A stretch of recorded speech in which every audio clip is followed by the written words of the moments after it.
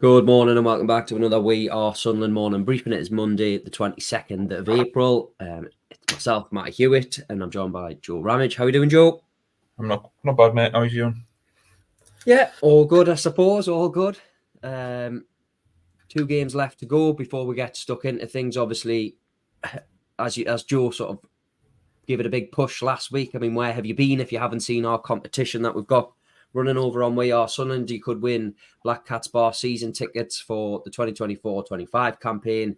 It's just £1 to subscribe to We Are Sunderland, £2.99 after your first 6 months. It's £2.99 per month after that. Or you can obviously take advantage of our yearly subscription that we've got, where it's just £12 for the entire year. You can get access to obviously exclusive interviews that we do, tactical analysis, and expert opinion from, the likes of Kean Brady, James Hunter, and obviously Richard Easterbrook, who also writes a column for us. Joe, well, let's pick things up from the Millwall game. I think it was pretty indicative of where we are in the season, wasn't it? It was pretty flat. I think Neil Harris came out after the game in his post-match press conference and said, look, it was neither side have been happy with how they handled the ball. I think that's a fair assessment. It was a pretty poor game on the whole, wasn't it? Yeah, exactly that. I mean, I think Millwall, I think Neil Harris pretty much came up and he said post-match they pretty much came up for a 0-0 almost, and they've come out with a 1-0. I mean, the 0-0 might or might not have done enough for them mathematically, but realistically probably would have been enough regardless of what happened elsewhere. And they've ended up coming away with a 1-0 win. Yeah, just totally sums up where things have been for Sunderland. But I also think Mike Dodds summed it up pretty well as well. He came out and, I think he used terms such as boring, laboured. Yeah. He didn't enjoy watching his team, and that's absolutely correct, because it really was. It was just boring is probably the best word. It was just a really boring afternoon across the board, wasn't it? There was nothing at all to be enthused about. There was no spark, there was no real creativity, there was no urgency, no tempo in the game. It's pretty damning as well, isn't it? When that's your head coach saying that, and Sunderland supporters have sort of felt that way for the past couple of months now. Yeah, but I mean, you can only say what's in front of you, and that absolutely was the case. I mean, I think they had 3 shots on target, none of them really threatening. It was just, it's just one of them that makes you think the season can't come to an end soon enough, to be honest, for Sunderland. As much as we try to wring out any positives that we can, we'll always sort of balance that up with the situation. But this second half of the season has been so poor and so below standards. And that was just typified on Saturday again. You get a good result, a good week, really, on the road at Leeds and West Brom. We debated about the team selection, or the system, rather, back 4, back 5. We'll probably come on to that in terms of, was he forced to keep with that? But it just, from the outside, you look at it and you think, oh, well, back 5 against Millwall at home, should someone be doing that? It just didn't really work. I'm not necessarily saying that a back 4 would work either. It's just, that is just where Sunderland are at. I think it's been problems there that have been there all season in terms of the strikers. Mike Dodds again spoke about that, the need to address that in the summer. How many more people need to speak about that in terms of experienced heads in and around the dressing room? I think John O'Shea came out at the weekend as well, didn't he? He said similar, so add him to the list of names. It just summed up Sunderland's season, to be honest. And like I say, it can't really come to an end quick enough. 2 games ago, just need to get them on the way, to be honest. Yeah, nail on the head. I mean, I just sort of echo what you've said. I mean, if we start and try and sort of pick the bones off it, just from like the shape and how they set up, I thought heading into the game that they'd obviously go to a back 4. Obviously, Trey Hume's illness, Dan Neal's injury. Yeah, they've certainly played a part. Trey Hume came off the bench. But I think what's worth pointing out is that Sunderland are no longer in the situation where they sort of had to play that way. I think that's just my personal opinion. At home, anyway, you've had the likes of Adji come back. So they did have options at centre half and in the back line. So just a suggestion. I thought, Luke O'Nien could have came over to right back if you're unsure about Timothy Pembele playing as an out-and-out full-back. You've then got Adji and Ballard in as centre halves and Callum Styles as a left back. That's a potential avenue that they could have explored. They didn't. I just think, I mean, Adil Sheesh was lively when they eventually did sort of go to to a 4-2-3-1 with Callum Styles in midfield. But I feel like we're just sort of clutching at straws a little bit, looking at how to unlock that final third, when in reality, that's been the situation all season, hasn't it? Of how do they get sort of a tune out the final third? As you've said, I've said plenty of times on this sort of pod, when Jack Clarke isn't in the game or struggles, then Sunderland just look like they're creating absolutely nothing. I mean, Chris Riggs shot from the edge of the box in the first half, which by all means was pretty tame. I mean, it didn't really test the goalkeeper, but that's probably the best chance they've really had, bar a couple of headers from corners, which again they weren't on target. So yeah, I mean, that was the only shot between both teams on target in the first half, which just summed up again how poor the half was. I think the Hume one was interesting, especially with them coming on at half time. Yeah. Obviously, we don't know the extent of the illness and things. It must be serious enough to keep him on the bench, but at the same time, if he's fit enough for the bench, that old argument, if you're fit enough for the bench, you're fit enough to play. And even more so the fact that he came on. And to be honest, he came off the bench and within a couple of minutes, he was the one who was testing the goalkeeper, which, probably shouldn't be the case. I think you're right about Jack Clarke as well. Again, how many times have we said it? If he doesn't, I don't want to say it doesn't turn up, if other teams can suss him out or can stop him, rather, Sunderland just lack any invention elsewhere. And I think he's looked a little bit ropey since he's come back in, a little bit ring rust in there in terms of the injury. Has he come back a little bit too quickly? Fair play to him for putting himself back in there in contention, because it would have been an easy situation for him to sort of wait until he's absolutely 100%. He's come back committed, but you can just tell that maybe just a little bit off the sort of high standards that he set himself earlier in the season. In terms of the back 4 and 5 as well, I just think, if you're talking to Millwall, and I know what he's saying about Pembele, but at some point you've got to trust them, and in a so-called a dead rubber of sorts, can you do that? Like you say, at least he was started, so could he have started over on the left or 9 on the right, like you touched on? Would that have created more? I like the idea of Styles dropping in, rolling in from that wing back role. We saw him into midfield and into advanced midfield quite a few times in the first half. Yeah. And it worked well, didn't it? Because him, Adji, and Jack Clarke seemed to have there was a decent bit of cohesion out there, but again, it wasn't sort of often enough, was it? Yeah, at times he got into the box once and put a good ball into the 6-yard box where Dack had gone too far in front. And there was actually once where he linked up with Pembele, 1-2, on the edge of the area that just didn't quite come off. But like you said, it wasn't frequent enough, and it was one of those where you could almost tell that they'd only just been working on it this week, so to speak, for this game in particular. And once Millwall had sussed that out, I mean, like I said, they weren't really troubled. Yeah. Millwall were never really troubled in the game. Sunderland weren't either, to be honest. It was just that sort of game until they went and hit them on the transition that Mike Dodds spoke about. And then when they did go behind, you never really thought or believed that they would get back into it. You mentioned Sheesh. He came on, I think, within the first 5 minutes. He had 3 corners into the front man at the first post. Yeah. And then the next one was into the stand over hit. So, again, just sort of your lack of conviction, your lack of... It's quality, isn't it? Just quality, lack of quality. For want of a better word, yeah, absolutely. It's just a lack of quality in that final area where you need to be sort of ruthless to punish teams at any level, but particularly at this level, when there's not a lot between a lot of teams. You just need that bit of quality and that bit of conviction. And Sunderland haven't had it all season, and they certainly didn't have it on Saturday. I mean, it is interesting, isn't it, the talk of shape? Because, look, we've seen Sunderland pretty fluid in that back 4 sort of at the start of this season to a degree, then even last season. But it's worth mentioning, isn't it? Like, when you play a back 5, it's a 3-4-3 out of possession. Mm-hmm. So in reality, that's quite an attacking formation. Yes, Styles and Pembele were pushed on. There's no doubt about that. But it didn't then feel as though, apart from the 1 or 2 occasions we said there about Styles, it didn't feel as though they had an extra body going forward. Yeah, and that again is the problem. If you play in that system, it needs to feel as though you've got the extra man, and it didn't. Now I know it's obviously difficult to combat a team who's going to put 11 men behind the ball.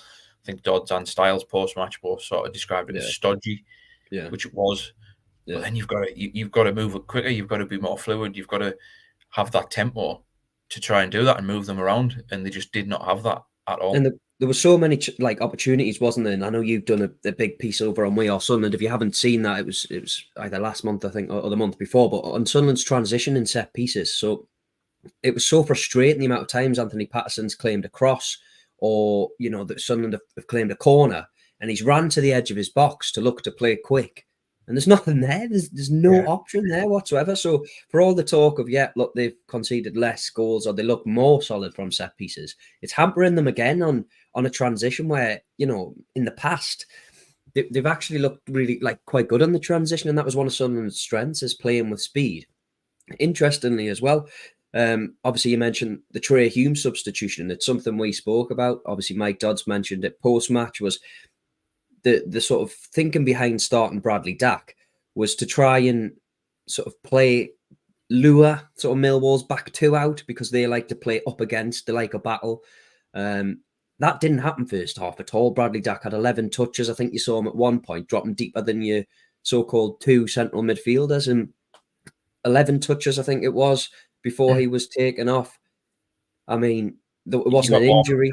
You're running from the midfield. He's obviously been in the central forward role the last couple of weeks. He dropped back to try and fill the Dan Neil role almost. He was busy, but out of possession at least, sort of doing two roles in one. Like I say, Dack was fairly anonymous. And for him to come off at half time, not injured, it just sort of tells its own story about where it's going for him and how it's been this season. It's just been one that hasn't worked out, unfortunately. It was a bit of a strange decision, I think, as well, to, I've said it earlier in the season that maybe Dack should get a run when Sunderland were struggling. I think we've pretty much come to the conclusion that Job is the man to lead the line for Sunderland. But it raises questions, doesn't it? Like, again, I know the Dan Neil injury will have forced hands somewhat, because, you don't want to throw Corey Evans in there. But again, I realise I'm bringing up lots of names here, but Callum Styles is an option in there as well. But for Bradley Dack to lead the line, what does that say about his future? Because it's still very, very up in the air. And it's something I touched on, obviously, in the talking points. That was the talking point I did for this weekend, is so where are we with him? We're sort of no further forward, are we? Because he starts the game, but then he also gets taken off. So, what is this? It's interesting because Mike Dodds was sort of asked about, is that factored into his team selections down the stretch in terms of, are you basing it on players who are going to be here next season, essentially? So the fact that he got the nod would suggest that it might not be over in terms of thinking that they could extend his deal. The fact that he came off at half time then might sort of say opposite. Actually, But you look at, and we've spoke about him before, but you look at his season as a whole. Now, yes, I know he's had the lengthy injury layoff since Boxing Day.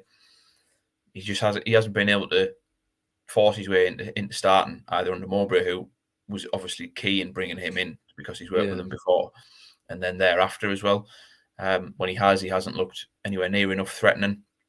You'd think back to the earlier in the season when he scored against Southampton, get that first goal, that would kick him on, but it just hasn't happened. And he's another one where he's probably fallen victim to the lack of a centre forward, because he's very much in between, isn't he? That 10 centre forward now, and I know he can play that centre forward role, and the Blackburn record before the injuries suggests that as well with the goals that he returned.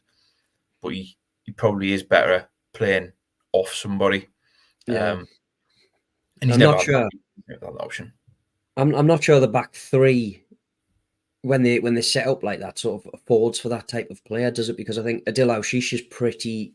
I think he's probably slightly deeper, but it doesn't really afford someone like Bradley Dack in that system. I mean, you look back to last year when Joe Gelhardt came in, and it very much felt like a player playing sort of in a role that wasn't his natural position. It feels the same with Dack, doesn't it?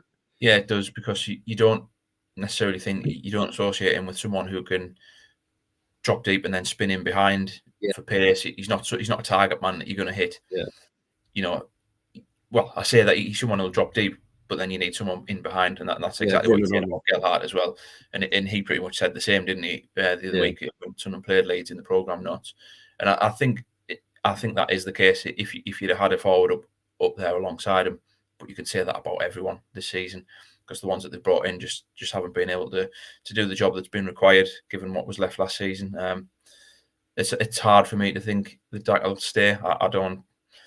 Depending on what the deal will be, what it would look like in terms of finances and things like that, you would think that they'll possibly be able to spend that wage on more output next season. Yeah, I mean, we'll move on to Callum Styles because again, I think he was one of Sunderland's better players, albeit the bar was low. It's interesting to hear from him afterwards because if I take you back to the January transfer window, obviously we spoke about Sunderland needing a number 6. They needed a holding midfield player.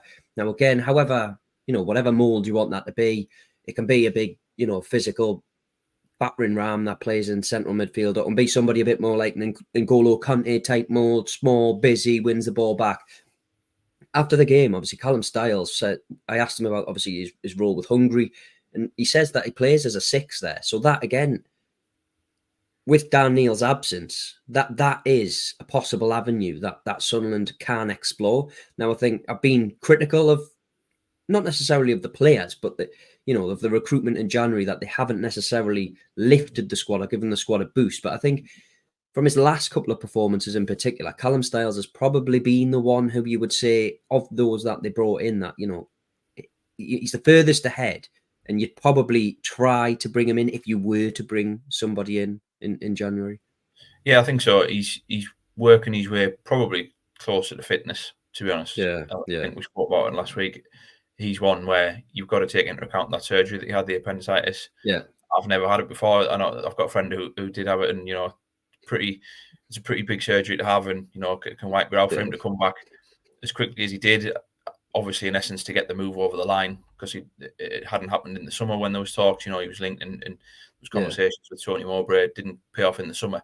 So, as a player's point of view, he'll have been desperate to have that move happen. So I think he admitted himself that he came back probably earlier than expected. So you've got to factor that in. He's then going over to wing back or left back, which he can do a job at. But he's openly said a couple of occasions now that central midfield is his position. And I asked him after the match, with Dan Neil's injury, is that something that, is that a conversation that you're going to have in these final 2 games, put me in that central midfield role? And he said, absolutely, sort of watch this space for Saturday. So that is one that is worth monitoring this weekend down at Watford, whether he does go into that midfield role if they revert to a back 4. I'd like to see it. Yeah, I mean, in terms of the like for Neil, he's technically on the ball. You can see it. I'm not saying that he's just at the same standard as Neil, but in terms of in possession in that area, you would think that it would be similar. Yeah. That doesn't necessarily provide Sunderland with what they've needed again for over a year. That number 6, that big physical presence, but it would be at least worthwhile to give him a go in that area. If you're going to be signing, if there's a deal in place to turn that loan into a permanent move, you have to give him a shot, sort of for a full 90 minutes. We saw briefly against West Brom. We saw briefly on Saturday. He went into midfield in the second half, and then dropped into the number 6 before coming off later on. Need to start him in there, give him these 2 games started in there, with Neil out, and then make your sort of assumptions on that. And then it's always nice to have a utility man. Look at Lyndon Gooch. He played here, there, and everywhere for Sunderland before he probably found that position at right back, right wing back. Styles is one of them where he probably needs to have a go in that midfield role to know what you've got. There's been so much pressure and reliance on Neil and Ekwa in there this season because there hasn't been another option realistically. And it's an area that Sunderland have to address in the summer, and he could be one that could at least operate in and around them 2 as options, just to relieve some of that burden. Yeah, again, just a quick push for if you're watching on YouTube, please drop us a like, subscribe, drop us a comment. Obviously, we read out as many comments as we can when they come through. Again, if you haven't checked out We Are Sunderland, we do have a competition over there. If you subscribe, it's just £1 for 6 months. You could be in line to win Black Cats Bar season tickets. So brilliant prize, worth entering. If we move things on slightly, I mean, the home form now is, and again, I know we're petering out towards the end of the season, 2 games left, not a lot to play for. But the home form is starting to be a little bit of a concern, isn't it? It's more than a little bit of a concern for me. Yeah. It's a really big one. If you take it back to the Championship last season, since they've come up, their home form just has not been good enough. What's quite amazing is that it's actually better this season than it was last season. I think they've won 10 this season, but 7 last season. But within that they've lost more as well. They've lost so many more games. So, and it's difficult to put your finger on, because realistically, teams should come up here. The stadium, the support that's there, the way Sunderland like to play, it should put teams under pressure. Now, I know it can make teams retreat into like a low block and make things tight and compact, but Sunderland, it's got to be an advantage playing here. And at the moment, it's not. First half of the season, you're thinking they turned the corner with that home form, but the last couple of weeks, they haven't won there since February against Plymouth. They don't really look like it. That's the worst thing. No. I know the Bristol City game, you can argue the first half, they had plenty of opportunities. On another day, they win that game, but and they have played some good teams. Leicester coming up here is one of them, but they don't really look like blowing teams away at home. And a side that is going to compete for promotion and get out of the division, you need to have that in your arsenal. And at the moment, they don't have it, and they haven't had it since they come back up. And like I say, I think that's 17 wins at home since they came back up in 2 seasons. Nearly 46 games. It's not good enough, really, is it? Yeah, it's staggering as well. Yeah. It's staggering to even think that the Southampton game is the same season, really, isn't it? When you look at the grand sort of picture of it all, like you say, there, Sunderland haven't really looked like blowing anybody away, and I think it's mental that the home form is better this season when, as you say, that they haven't won since February. So again, like, we know the season's obviously there's not a lot to play for. We're heading into the last sort of 2 games, obviously Watford and then Sheffield Wednesday. But for me now, I think it is about players like proving a point, proving their worth, because there's a lot of players here playing for the future. Not just, obviously there's not many playing out of contract, but from this season, and I know obviously the recruitment, it's spoken about at length, but we're heading into this part of the season. You've got a new manager who's going to come in. You need to impress, and you need a bit of momentum. Again, it's a key word that we keep bringing up on here, that they need momentum heading into next season, and they just haven't quite. They haven't got that at all. No, there's none of it anywhere. Like I say, the 14th in the form table at home. It's no surprise the top 6 are the top 6 in the division for their home form. Yeah, which just goes to show how important it can be. If it's not going to be that, your away form needs to be exceptional, like Sunderland's was last season, and that's been a big concern as well. So across the board, they've just dropped off, particularly in the second half of the season since the managerial changes. There's been no momentum at any point since December. Outside of those 2 games, West Brom and Leeds, where Dodds took the interim charge. Since then, there hasn't been any bite of momentum. And it's just so worrying. And at the minute, if you're getting Mike Dodds coming out and saying but the performance is boring and laboured, it makes you wonder if that's how the players are feeling as well. As though they just want the season to be ended. I know it must be difficult to try and avoid going through those end of season motions, but they've got to, in the situation Sunderland are in, they've got to try and combat that somehow. And they're running out of games to do that now. So at the minute, it feels as though it's not going to happen. Yeah, and then obviously Dan Neil, that injury's, it's a blow, but I think it's before the game it was phrased as he's out for the rest of the season. When you put it like that, it's quite dramatic. With the ankle injury, I think it is, they expect Dan Neil to be back for pre-season. So while it is a blow, yes, it's not viewed to be a long-term sort of injury that will keep him out for a long time. I think the last game of the season, May the 4th.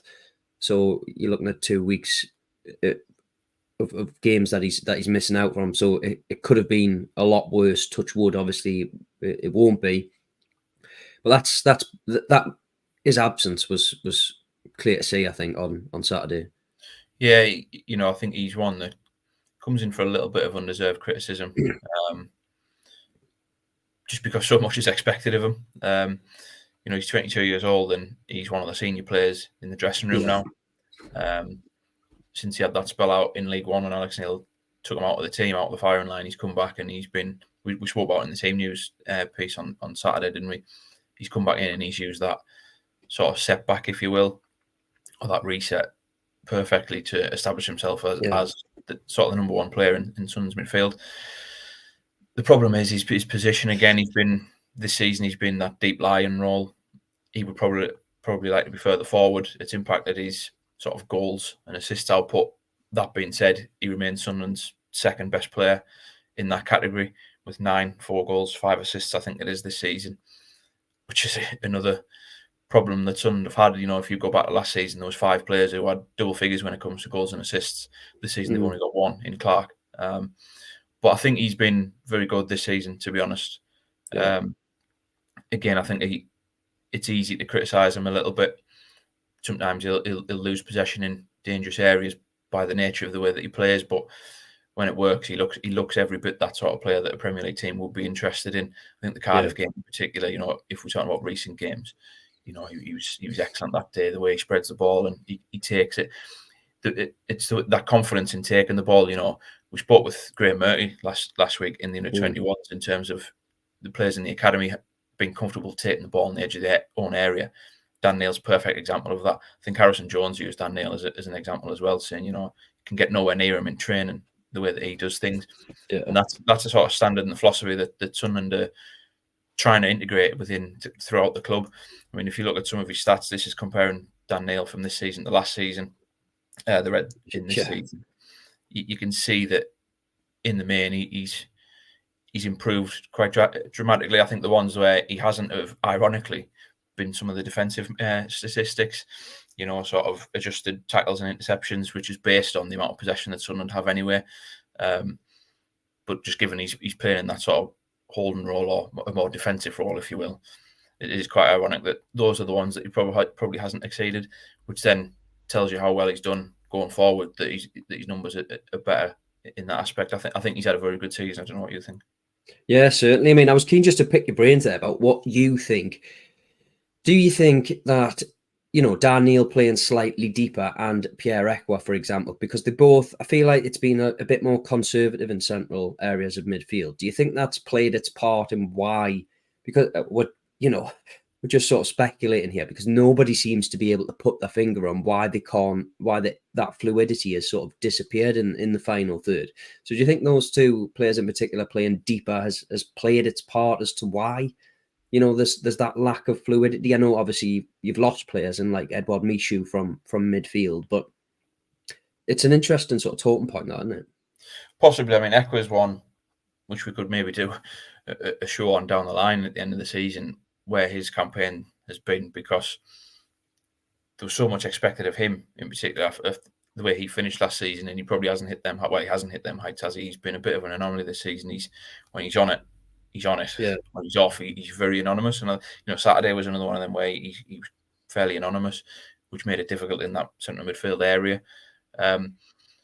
It is difficult because I think both like to play further forward, and again, that's why we've said that number 6 role, a player bringing in, has been so key, because then it allows you to change your shape a little bit more. You can bring a sitter in and you can move them 2 further forward, so you can almost play a 4-3-3 rather than, you know, bringing a number 10 in or trying to make something happen out of the forward 4. It's something they've got to address. You know, I think Mike Dodds spoke on Dan Neil. You know, he can improve his output in terms of goals and assists, but then Dan Neil's combative argument will be, I need to play further forward to do that. So that sort of tells me that he might be itching to play a little bit further forward. And these stats those radars probably suggest that as well, that if he's outperforming last season going forward, I think last season he had 2 goals, 4 assists in 45 appearances. So he has improved it. You know, it's been steady progression. That's what you want. Again, he's only 22 years old. Yeah. And he's taken on the role of being a senior player in there. So he's the least of Sunderland's worries for me. The Ekwa one is interesting, though. As a pair, you know, with a season of evidence this season, you can say that possibly hasn't worked, which is another reason why that area of the pitch is, like centre forward, becoming almost as important as the centre forward. I wouldn't say that it is, because obviously centre forward, they're the one that win your games, but in that area of the pitch, in the engine room in there, you can lose games in there where Sunderland have, because there are games where they do look very passive in there with them 2 in there. Yeah, I mean, we'll just sort of round things up on, because you mentioned Graham Murty before, and we'll sort of round things up on this. Obviously, they're in action tonight against Liverpool, and I think they could secure their international qualification, I think, tonight. But an interesting point that he made last week was in reference to Tommy Watson. Now, just I feel sort of compelled to sort of delve deeper into that, because we've spoken about, you know, Sunderland having such a young squad and needing to protect the youngsters. we said, I can't remember if it was on the team news video or off the video, that Chris Rigg is an anomaly, isn't he? At 16 years of age to be playing at that level. I mean, that it's unheard of. I mean, off the top of my head, I could not name another 16-year-old to even play, Premier League, Championship, League One, League Two as consistency as what he is. But feel free if you do know anybody to point that out. But so Tommy Watson again is, I get the clamour, and I do. But at the same time, when you've got players who are, ahead of him in terms of experience, having struggled, I agree with Graham Murty's comments in the sense of, I don't think that this is the right time to sort of throw somebody like Tommy Watson in. I think pre-season now is probably the right time to sort of actually get a closer look at him, see what he can do like in a friendly setting, as opposed to this, because, it's supporters that sit there and watch, there's apathy set in. It's Mike Dodds is saying it's boring. I mean, like to throw somebody in there, and if they don't play well, all of a sudden their confidence takes a knock. And there's also levels, isn't there, between under 21s football and the Championship. And this isn't a suggestion to say Tommy Watson will do this, because I've watched him and I do like him. I like the look of him. There's comparisons with Jack Clark. I think it's a pretty dangerous game to play there. This is a young lad who's pushing to try and get there, and that's not to say he won't, but just need to temper expectations a little bit, I think, with him, because you can't view him, like I said with Chris Rigg, or like we said with Chris Rigg, you can't view youngsters as, the solutions to what's going on at Sunderland at the moment. And I do think it can be a pretty dangerous game to play. Yeah, I think the expectation is the word, because by default almost there's expectation on him just because he's been performing well in the academy level. Do you want him associated with, it's like you said, a team where the head coach is coming out saying that it's boring, he doesn't enjoy watching? No, you don't. Why put him in that environment, aside from maybe a cameo on the final day against Sheffield Wednesday when you're winding down? I agree that next season, having a pre-season behind him, it'd be interesting to see if he goes with the first team squad to Spain in July, or whether he goes directly with the academy squads. That'll tell you a little bit about where he is in the mindset of the first team staff. You know, the 21s, they go over there regularly and train with the first team, so it's nothing new to them. But like you say, putting them in that environment in competitive games, considering how poor Sunderland have been and just the way that the second half of this season has gone, you don't want to take any sort of that enthusiasm away from him. Now, don't get me wrong, he could come on in a game and wow supporters and, go on a dribble and run down that left-hand side and cut in and assist or score and, wow, everything's fabulous in the world. But equally, if he comes on, finds it tough, when that expectation you mentioned there, that Jack Clark sort of follow-up, people want to see that. If that doesn't come to fruition, then he's just getting tarnished with that as well. So it's a very fine balance. It's delicate. Like you said, not everyone's going to be a Chris Rigg. There's clearly talent in there with Watson. That's why he's someone that we speak about quite regularly and why supporters are keen to see. And given the way Sunderland do things in terms of utilising youngsters and developing their own players, signing young players, he's absolutely one who's going to get his chance at some point. I think patience is going to be a virtue of this one, and just use him wisely. And, so the under-21s in that International Cup are threatening to get there. That's a good target for him, keep him involved in that for the final two games over the next week. Liverpool tonight, and then I think it's Blackburn next week to finish that off, then into the playoffs as well. Maybe that Sheffield Wednesday game as a cameo will be nice for him, when the pressure is off in those sort of final 10 or 15 minutes. But aside from that, I personally think the club have probably done the right thing in just keeping him out of things at the moment. Yeah, I mean, I certainly agree. I think the club are doing the right thing by him. I mean, they've spoken, they've got plans in place to get. They've got a development program in place that will get players there when the time is right. And I don't think that's something that you can level at the club, that they haven't, that they've hindered people's development. For example, Chris Rigg was thrown in as a 15-year-old where they felt that the time was right. And like we said, that he was an anomaly in that sense. I mean, what a fantastic player he is, as you say, with Tommy Watson. Yeah, just that's a great example, to be honest, in terms of being ready. If they felt that Chris Rigg was ready at 15 and they still sort of on the fence a little bit with Watson, that probably tells you that they don't have absolute faith in him just yet to go in and make the impact that they feel will be needed to get supporters on board, and that's absolutely fine. He's 17 years old. That's absolutely fine. There's no problem with that whatsoever. He's signed until 2026. We will see Tommy Watson down the line. No doubt about that. It's about doing it at the right time. It's worked for Chris Rigg, but like you said, he's a bit of an anomaly. Let's just manage those expectations with Watson. And I think just to end things, I think Mike Dodds' comments as well about where young players make their debuts was quite interesting. About tending to be in wide areas of the pitch. Obviously, we've seen Chris Rigg operate on that right-hand side, rolling in. So again, that's technically a positive or food for thought, at least, that, Tommy Watson isn't out of their plans. He's by no means, we're just going to leave him in the under-21s. It's just about putting people in at the right time. For example, you look at Romain Mundle, who has sort of drifted off to the fringes a bit. I mean, there's just so many questions that, around Sunderland season about where they're at. And I think, and I understand it, I completely understand it, but they're trying to sort of cling on to positives, and I get that. I mean, I'm victim to doing it myself. I just feel like you have to take quite a bit of care with the likes of, Watson and co, because I think Michael Beale said it before he left, that you risk, destroying the kids' sort of mental side of the game. And I mean, if Clark's to go in the summer as well, those wing areas are very much up for grabs, because nobody is taken their opportunities by the scruff of the neck in this second half of the season, or in the absence of Clark in that 6-week period, to say, I'm going to be the man to step in here. And I include the right hand side there as well. And I'm going to contradict myself slightly, because I've said before that Patrick Roberts is still probably your number one on the right. He might just about be, but his season has obviously been way below par. Obviously, he missed the weekend through the birth of his son, but he's another one. Mike Dodds said his pre-season is going to be massive, and that's across the board in that area of the field. Those wing areas. When you've got someone like Tommy Watson, who is doing everything right in the under-21s, if he does go with the first team squad in the summer, he's going to be really pushing them. And the way that Sunderland do things, like we're saying there, if he outperforms them, then he might be there on merit rather than just sort of giving them a go and having a look. Yeah, I mean, we've just had this comment through here. Obviously, Days, I mean, we're part of, obviously, the Northern Echo's the same organisation as ourselves. So Dodds' comments regarding the number 9, they're interesting comments regarding that area of the pitch. I'm not sure what you made of it.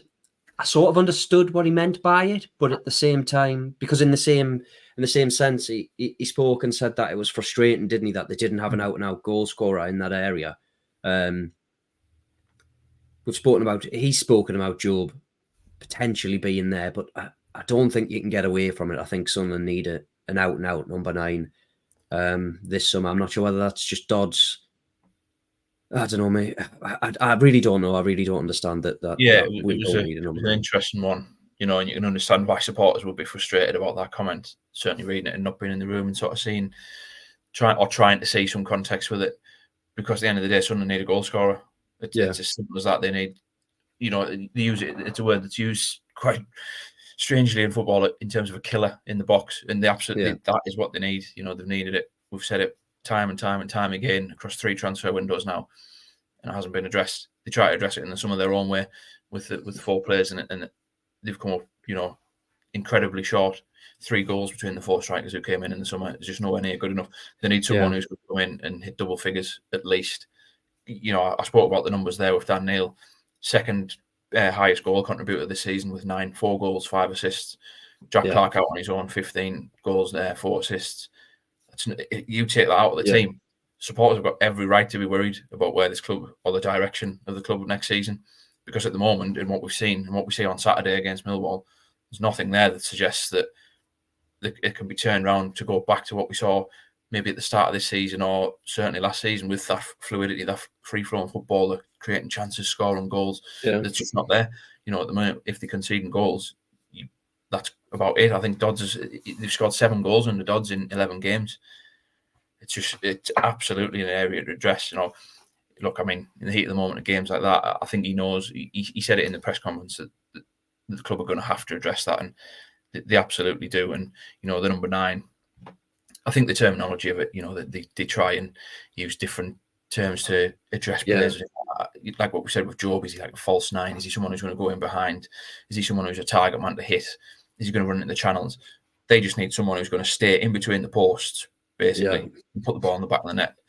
As simple as that sounds. Now, they are the hardest people to go and find, and then you can build around that. They were lucky; they had the luxury of being able to do that with Stewart. Even when he was out, they had the template of knowing how to play with that. They then had to come away from that template, having not had a striker, and they found themselves in that situation basically for this season, where they still haven't operate without that central figure. And you can see how much it's impacting this year. You're not going to get promoted out of this division without a striker in that role. Yeah, completely agree. I mean, we'll draw things to a close there. Thanks again for those of you that have joined us this morning. Again, if you haven't yet seen this, you can head over to We Are Sunderland and just £1 to subscribe. You can win a pair of Black Cats Bar season tickets for 2024-25. They're worth over £1,600 as a collective prize, so great prize that you could potentially win. We Are Sunderland is the place to be for red and white news. You get insight from former players, tactical analysis, and deep dive. And you can, again, subscribe for just £1 for 6 months. If you're watching on YouTube, please don't forget to subscribe. And this will be available wherever you get your podcasts. Thanks again for joining us this morning.